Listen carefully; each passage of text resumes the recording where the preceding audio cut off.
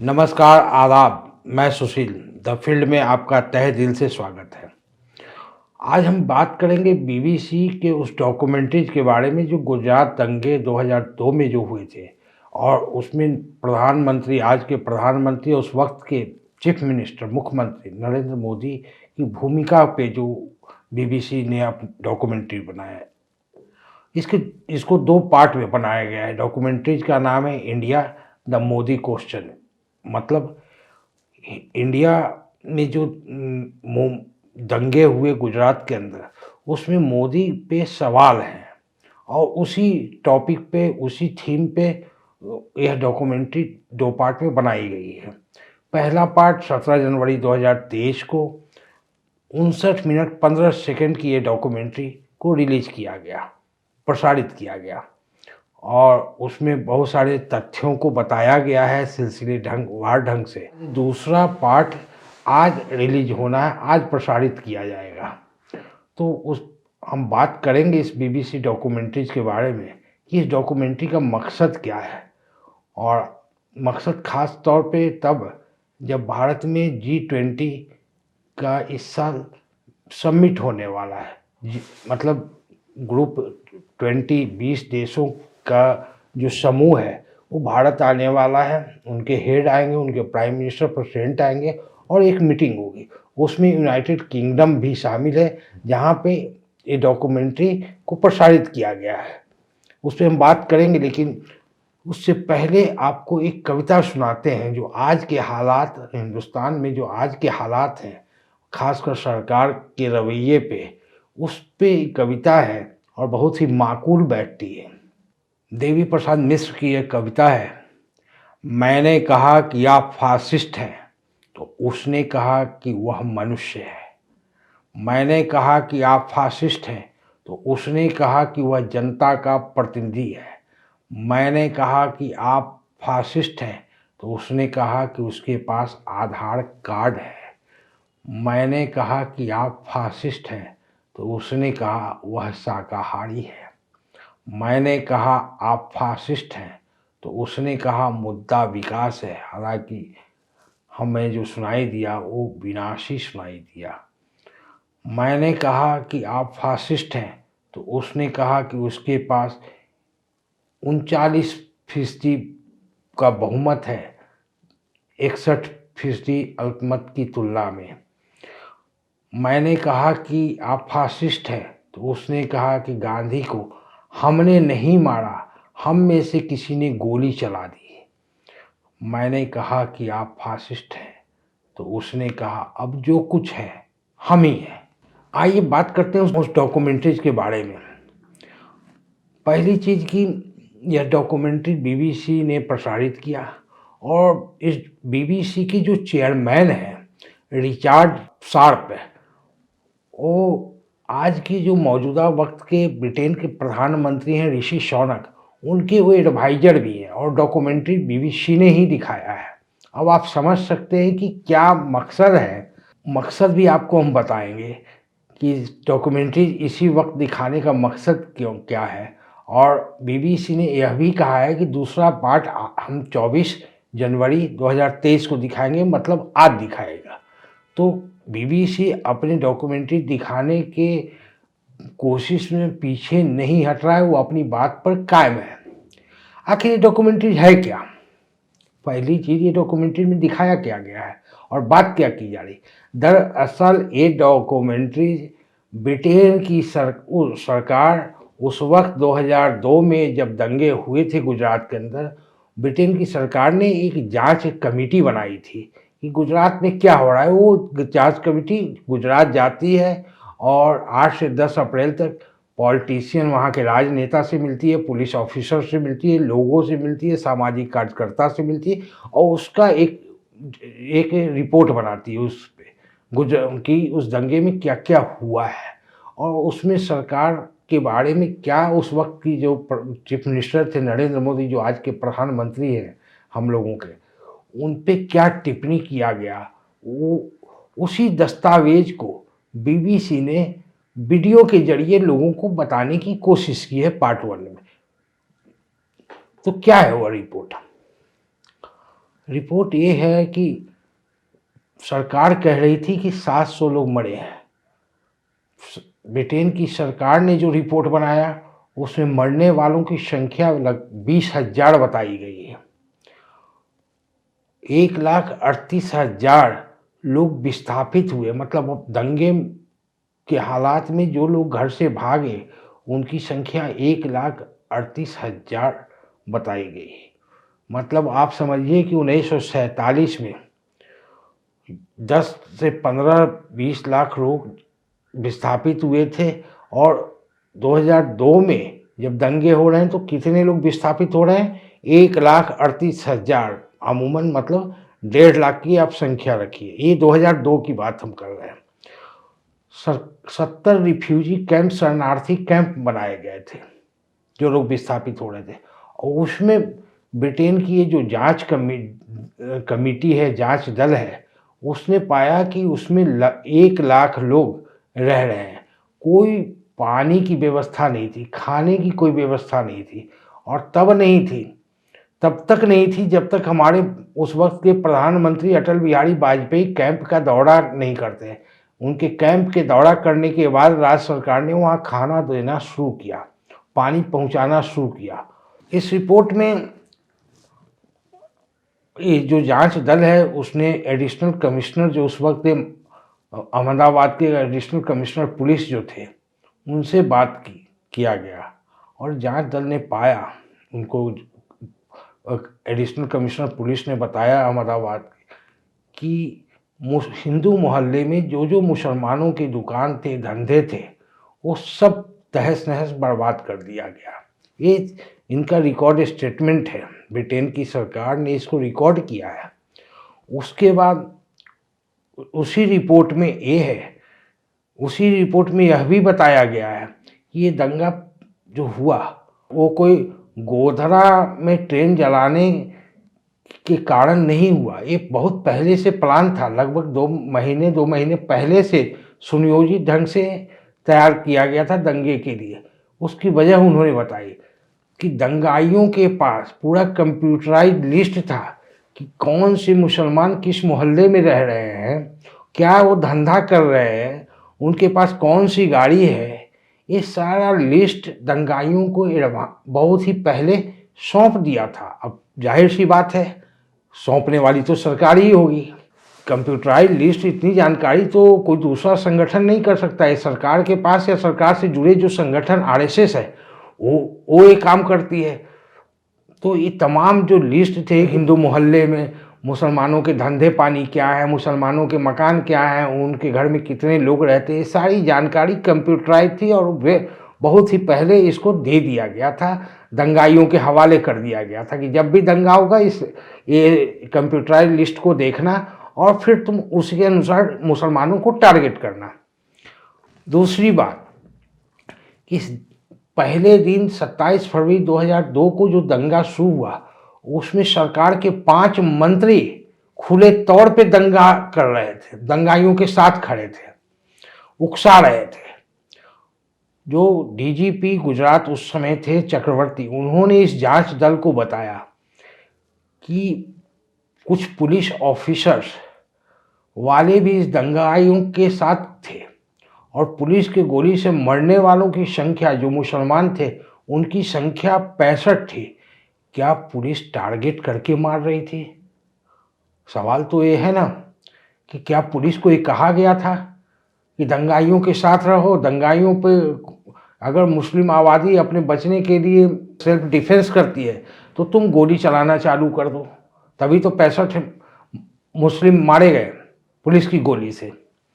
उसके बाद पुलिस ने खुद कहा कि 8,000 लोगों को हमने गिरफ्तार किया, इस हिंसा से जुड़े लोगों को, उसमें भी ज़्यादातर मुसलमान ही थे।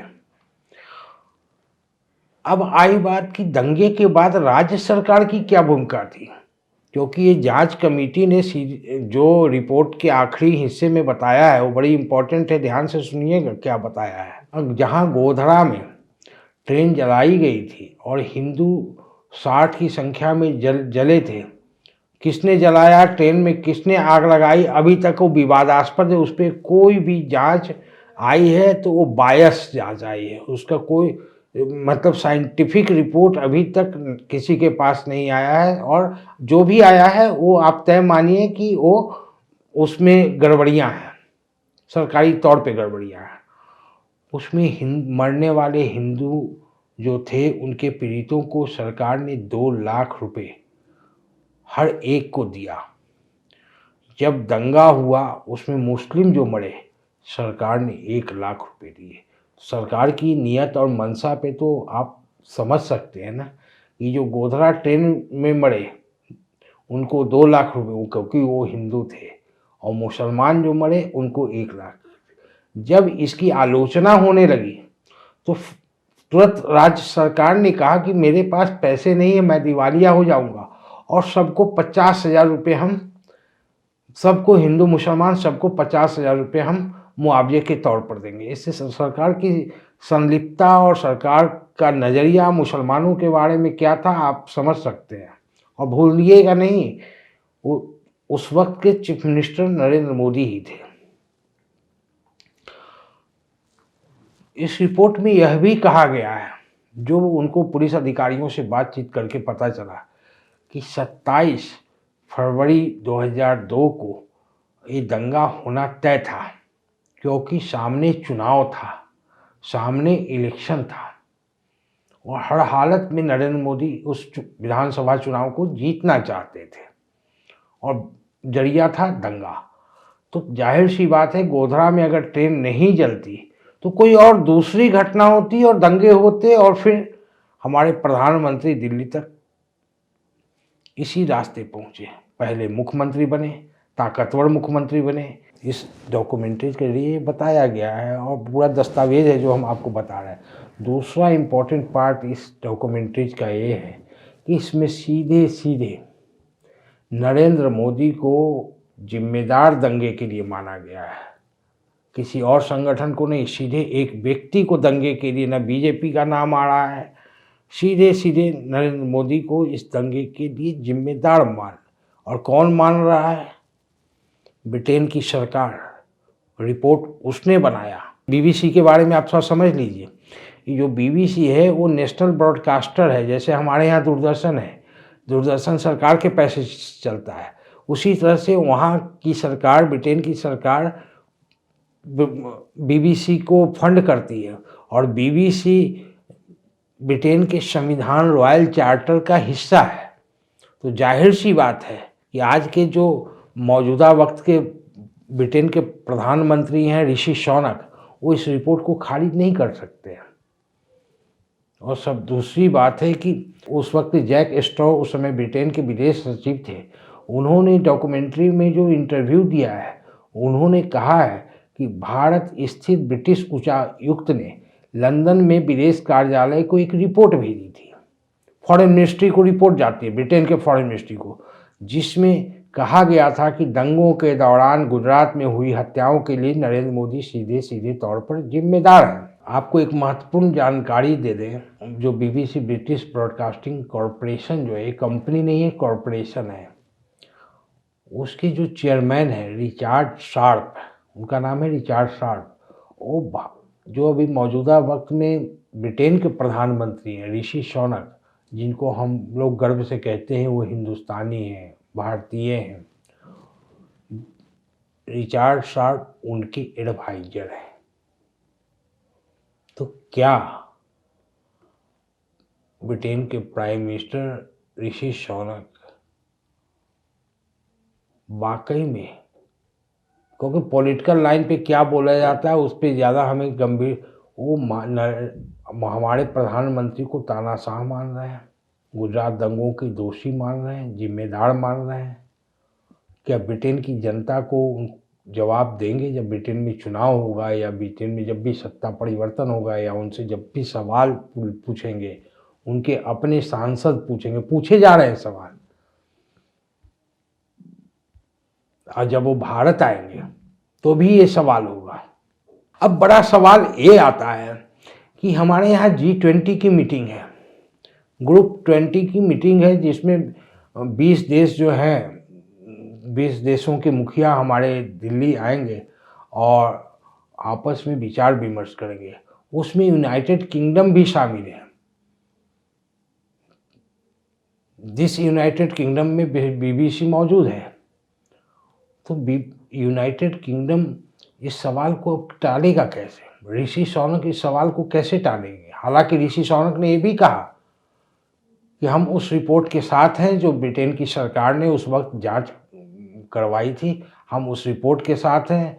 इस बात की इजाज़त किसी को नहीं दी जा सकती कि आप किसी को का उत्पीड़न करें, मतलब किसी को प्रोसिक्यूट करें। इस बात की इजाज़त ब्रिटेन की सरकार नहीं दे सकती है। इस पर भारत के विदेश मंत्रालय में जो प्रवक्ता हैं अरिंदम बागची, उन्होंने कहा कि ये एक प्रोपेगेंडा, मतलब अफवाह का हिस्सा है और इनडायरेक्टली उन्होंने ये समझाने की कोशिश की कि नरेंद्र मोदी की जो छवि है, क्योंकि साहब की छवि ही सबसे ज़्यादा इम्पोर्टेंट है।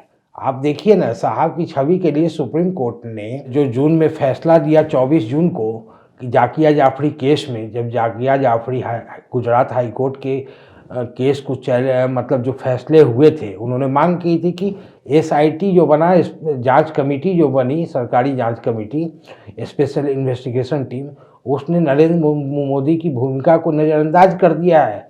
फिर से इसकी जांच की जाए। और 24 जून को 2022 को सुप्रीम कोर्ट ने क्या फैसला दिया कि नहीं, कोई जांच की ज़रूरत नहीं है, याचिका खारिज करते हैं। उल्टे सुप्रीम कोर्ट ने कमेंट कर दिया कि याचिकाकर्ता की जो सहयोगी हैं तीस्ता सीतलवाड़, उनको मतलब ऐसे लोगों पे कार्रवाई होनी चाहिए अफवाह फैलाने के लिए, और तीस्ता सीतलवाड़ को जेल भी जाना पड़ा इसके लिए। अब उनको जमानत सुप्रीम कोर्ट ने ही दिया है। खैर, आप समझ सकते हैं कि ये डॉक्यूमेंट्री किस तरह से हमारे सुप्रीम कोर्ट की न्याय करने के तरीके और न्याय करने की समझ पर एक बड़ा सवाल भी खड़ा किया है। तभी तो हमारी न्यायपालिका जो सुप्रीम कोर्ट है, हमारे यहाँ इंसाफ जो होता है, आपको मैं बताऊं कि जो 140 देश हैं पूरी दुनिया में, आप पाएंगे कि न्यायपालिका हमारी कहाँ पे खड़ी है? 77वें नंबर पे खड़ी है, 77 पोजीशन पे खड़ी है। और इस रिपोर्ट के बाद आप ये समझ सकते हैं कि अभी जो हालत है हमारी न्यायपालिका की, सुप्रीम कोर्ट की खासकर, क्योंकि बड़े केसों को तो वही फाइनल करती है। सारे केस तो सुप्रीम कोर्ट में ही आके क्लीन चिट पाते हैं। तो आने वाले वक्त में जिस तरह से क्लीन चिट मिला है, आप न्यायपालिका को देख सकते हैं हमारे सुप्रीम कोर्ट को, कि अभी 77 से 78, 79, 100 तक वो जा सकती है, 100 को भी क्रॉस कर सकती है। यूनाइटेड किंगडम हो या यूनाइटेड स्टेट्स ऑफ अमेरिका हो, कनाडा हो, ब्राज़ील हो, अर्जेंटीना हो, सभी जगह इलेक्शन होते हैं। यूरोपियन यूनियन हो, फ्रांस हो, जर्मनी हो, इंडोनेशिया हो, इटली हो, जापान हो, ये सभी जगह डेमोक्रेसी है। और हमारे प्रधानमंत्री तो खुद कहते हैं कि दुनिया का सबसे बड़ा लोकतंत्र हिंदुस्तान है, और हम उस लोकतंत्र में चुने हुए प्रधानमंत्री हैं, जो जिन्होंने अभी अपना इमरजेंसी, जिनकी सरकार ने इमरजेंसी पावर का इस्तेमाल करके, उनके पास जो इंदिरा गांधी के पास एक इमरजेंसी पावर होती थी, उसी पावर का इस्तेमाल करके इस डॉक्यूमेंट्री को देखने से ही मना, मतलब वो तय करेंगे कि यहाँ हिंदुस्तान की जनता क्या देखे, क्या नहीं देखे, क्या अच्छा है, क्या बुरा है। मतलब डेमोक्रेसी हमारा लोकतंत्र यहाँ पे आके खड़ा हो गया है कि हम अपने तरीके से कुछ भी नहीं देख सकते हैं। तो क्या एक बड़े सेंसरशिप की, एक बड़े इमरजेंसी की तरफ बढ़ रहे हैं। दूसरी चीज़ कि जो G20 भारत में होना है, G20 की समिट होनी है, मीटिंग होनी है, जो 20 देशों के हेड आएंगे, उनके मुखिया आएंगे, वो इस सवाल का जवाब तो उनको अब देना पड़ेगा, खासकर ब्रिटेन को तो देना ही पड़ेगा कि उनकी सरकार ने जांच कमेटी बनाई, उनकी सरकार ने रिपोर्ट तैयार की। डॉक्यूमेंट्री के जो प्रोड्यूसर हैं, BBC के जो प्रोड्यूसर हैं, उन्होंने तो सिर्फ इस दस्तावेज को आधार बनाया है। तो क्या ब्रिटेन की सरकार और अमेरिका, वो भी G20 का मेंबर है, क्या इस सवाल का जवाब दे पाएगा कि डॉक्यूमेंट्री में जो दिखाए गए हैं उससे लोकतंत्र को कैसे बचाया जा सकता है? एक तानाशाह की भूमिका के तौर पर जिस तरह से नरेंद्र मोदी को दिखते हैं, जो डॉक्यूमेंट में खुद ब्रिटेन की सरकार ने जो उसमें खुद जैसे उसने जांच की है, उससे तो यही लगता है। और आज की तारीख में तो उन्होंने डॉक्यूमेंट्रीज को ही बैन कर दिया, हालांकि आज दूसरा पार्ट आने वाला है। और तमाम ट्विटर हैंडल जो थे लोगों के, जिन लोगों ने रीट्वीट किया था ट्विटर पे, उस डॉक्यूमेंट्री को रीट्वीट किया था 17 जनवरी में को जब ये रिलीज हुआ था, उसके बाद उसके कई पार्ट को ट्विटर ने भी बहुत लोगों के, मतलब टीएमसी के जो मेंबर ऑफ पार्लियामेंट वो रीट्वीट कर रहे हैं, उनके भी ट्विटर हैंडल को ट्विटर ने ब्लॉक कर दिया। सामाजिक कार्यकर्ता जो है कविता कृष्णन, उन्होंने जो ट्वीट किया उसको भी ट्विटर ने ब्लॉक कर दिया। जो जर्नलिस्ट हैं गजाला वहाब, मतलब जो भी आप नाम ले लीजिए, अगर उसको ट्वीट कर रहे हैं या उसको देखने की कोशिश कर रहे हैं तो आप ब्लॉक हैं। मतलब क्या हम एक ऐसे सेंसरशिप की तरफ बढ़ रहे हैं जहां सरकार ही तय करेगी कि आपको देखना क्या है। शायद डॉक्यूमेंट्री एक बहाना हो सकता है सरकार का, मकसद कहीं इमरजेंसी की तरफ तो हिंदुस्तान नहीं जा रहा है। अगर आप इमरजेंसी पावर का ये लिखा गया है, जो बैन लगाया गया डॉक्यूमेंट्री पे, उस ऑर्डर में लिखा हुआ है कि सरकार ने अपनी इमरजेंसी पावर का इस्तेमाल करते हुए इस पे बैन लगाया है। खैर, इस डॉक्यूमेंट्री को लगभग 25 लाख लोगों ने देख लिया है और इस डॉक्यूमेंट्री की स्क्रीनिंग हैदराबाद यूनिवर्सिटी में हुई और लगभग 7 यूनिवर्सिटी में, हिंदुस्तान के अलग अलग राज्यों में जहां बीजेपी की सरकार नहीं है, वहां 7 राज्यों में इस डॉक्यूमेंट्री को स्क्रीन किया जा रहा है। तो कब तक, मतलब कहने का मतलब कि हमारे डेमोक्रेसी में आप कब तक इन चीज़ों को रोकेंगे। ठीक है, आपने ब्लॉक कर दिया, लोगों के हाथ में आ गया, अब लोग देख रहे हैं। और दूसरी चीज़ है कि जो ग्रुप 20 के लीडर्स आएंगे यहाँ पे, उनको भी इस पे अब जवाब देना होगा।